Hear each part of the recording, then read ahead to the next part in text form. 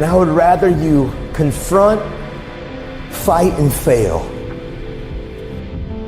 than for you just to settle for the comfort of remaining the same. Change is tough. The world's not going to become easier all of a sudden. No, as you mature, you're going to have more responsibilities, more things that people expect out of you. The truth is, as long as there's breath in your lungs, there's hope in your heart.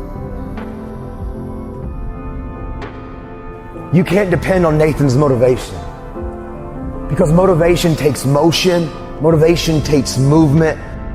And if you depend on outside sources to keep you going, when that outside source goes away, you go back to your default setting too.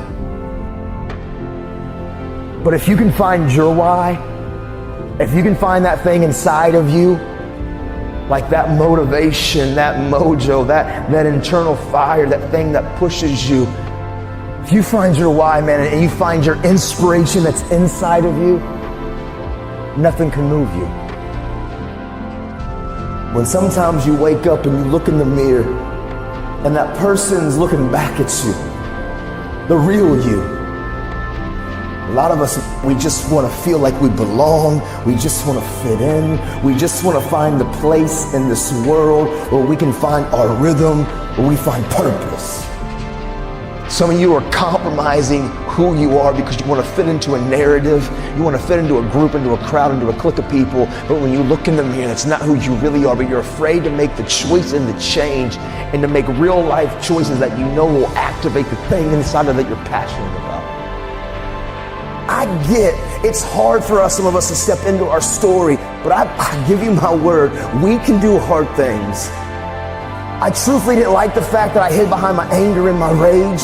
That wasn't really who I was. I may try to convince myself when I'm alone, but there were moments when I would look in the mirror and you would see that spark in your eyes that truthfully, that's not really who you are.